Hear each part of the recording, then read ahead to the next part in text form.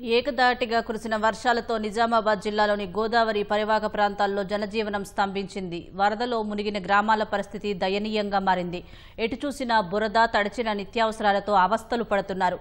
రహదారులు కోతకు గురై రాకపోకలు నిలిచిపోయాయి. విద్యుత్ స్తంభాలు, నియంత్రికలు కొట్టుకుపోవడంతో కరెంటు సరఫరా లేక చీకట్లో మగ్గుతున్నారు.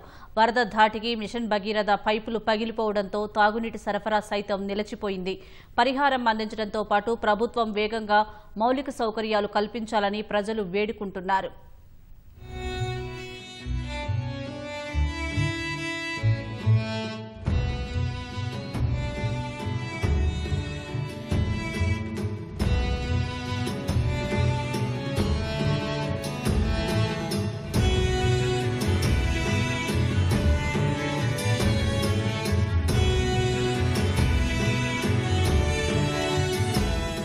నిజామాబాద్ జిల్లాలో ముంపు బాధితులు అవస్థలు పడుతున్నారు.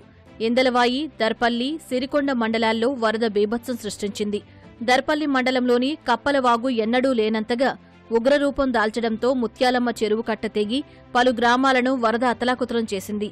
వాడి, బీరప్పతండా, నడిమితండా, లక్ష్మీ తండాలను క్షణాల్లోనే వరద చుట్టుముట్టడంతో కట్టుబట్టలతో బయటకు వెళ్లారు. వరద తగ్గాక తమ ఊరిని, ఇంటిని చూస్తూ గుండెలు బాదుకుంటున్నారు. ఎటు చూసినా బురద, నిత్యావసరాలు తడిసి దిక్కుతోచని స్థితిలో ఉన్నారు. సిరికొండ మండలం కొండూరులో వరద తగ్గిన అనంతరం ఇళ్లల్లోని బురదను శుభ్రం చేసుకునేందుకు గ్రామస్తులు అవస్థలు పడుతున్నారు. కనీస సౌకర్యాలు లేక ఇబ్బందులు ఎదుర్కొంటున్నారు. సర్వం కోల్పోయామంటూ ప్రజలు ఆవేదన వ్యక్తం చేస్తున్నారు.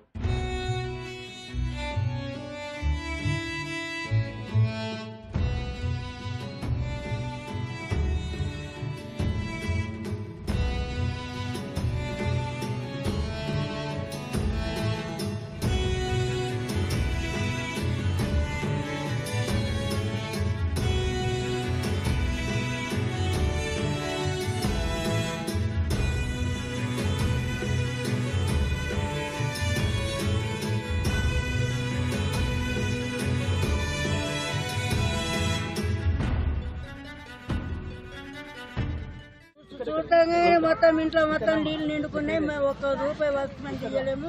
పిల్లల బట్టలు, బీటలు, మాయ చెద్దలు, బీటలు ఏమీ లేవు. పప్పులు, ఉప్పులు, చింతపండు, కారం, బీరం తెచ్చుకొని వండుకుంటేనే లెక్క. ₹1 లేకుండా వెళ్ళినాం ఇంట్లోకి. మేము కొంత మీరు ఆదుకున్నాలా సార్?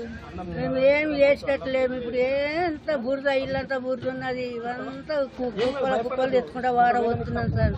మా షాప్లోకి మొత్తం నీళ్ళు వచ్చినాయి. దాదాపు సామాన్ అంతా మునిగిపోయింది. ఇల్లు కూడా ఆల్రెడీ సగం మునిగిపోయింది. వేసుకోవడానికి బట్టలు లేని పరిస్థితి ఉంది. దాదాపు షాపులో ఉన్న ₹1,00,000 దాకా సామాన్ అంతా ఖరాబ్ అయిపోయింది. దీనికి ప్రభుత్వం ఏమైనా నష్టపరిహారం చెల్లించాలని కోరుకుంటున్నాం. అన్ని కొట్టుకపోయినాయి. సగం దాకా వచ్చిన నీళ్ళు లోపలికి పోరాలేదు. పైకి ఎక్కినాం బంగ్లా మీదకి. కొంచెం తగ్గినాక మా తమ్ముడు వచ్చి తోలుకొని పోయింది. ప్రాణాలకైతే ఇప్పుడు నష్టమైంది. మాకు తినడానికైతే వస్తువులు కానీ తాగడానికి హెల్ప్ చేయండి. మాకు ఇల్లు లేదు, ఎవరు లేరు, నాన్న కూడా లేడు. మా అమ్మనే మమ్మల్ని సాగుతుంది. తిన్నామంటే తిండి కూడా లేకుండా అయిపోయింది. మేము కిరాయి ఉంటున్నాం 50 years నుండి. దర్పల్లి, సిరికొండ మండలాల్లో ముత్యాలవాగు తెగిపోవడంతో రహదారులు కోతకు గురై రాకపోకలు నిలిచిపోయాయి. పొట్టదశలో ఉన్న పొలాల్లో ఇసుక మేటలు వేయడంతో అన్నదాతలు ఆవేదన వ్యక్తం చేస్తున్నారు. పెట్టుబడి పూర్తిగా పెట్టి నిండా నీట మునిగామని రోధిస్తున్నారు. ప్రభుత్వం క్షేత్రస్థాయిలో పంటలను పరిశీలించి ఎకరాకు 25,000 చొప్పున పరిహారం అందించాలని కోరుతున్నారు.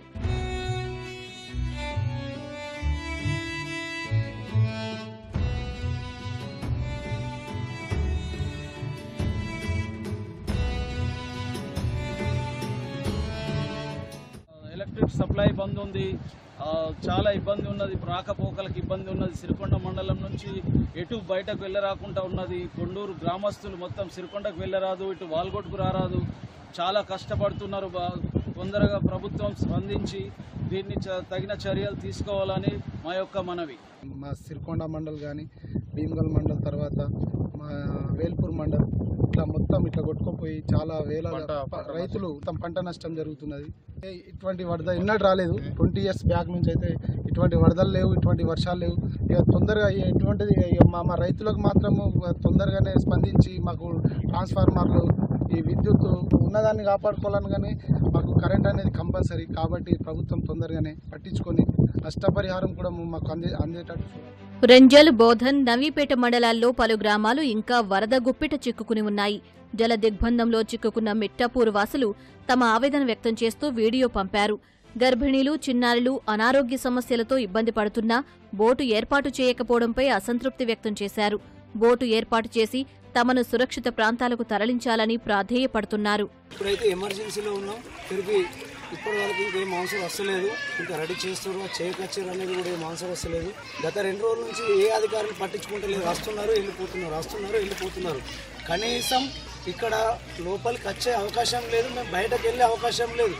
ఇంత ఘోరం ఉన్నది. కానీ ప్రస్తుతానికి ఈ చిన్న పాపలు ఒక లిస్టు కూడా పెట్టినా ఇప్పటికి ఎంఆర్ఓ పెట్టినా, ఆర్డీఓ పెట్టినా, జాయింట్ కలెక్టర్ పెట్టినా, మీ అందరికీ కూడా ఒక లిస్టు కూడా తయారు చేసి పెట్టినా ఒక 4 ఇబ్బంది ఉన్నారనేసి ఇప్పటి వరకు కూడా ఇంకా రెస్పాన్స్ వస్తలేదు. ఇంకా తయారవుతుందా లేదనేది దీన్ని దృష్టిలో పెట్టుకొని మా ఊరిని జర న్యాయంగా న్యాయం చేయాలని కోరుచున్నాము.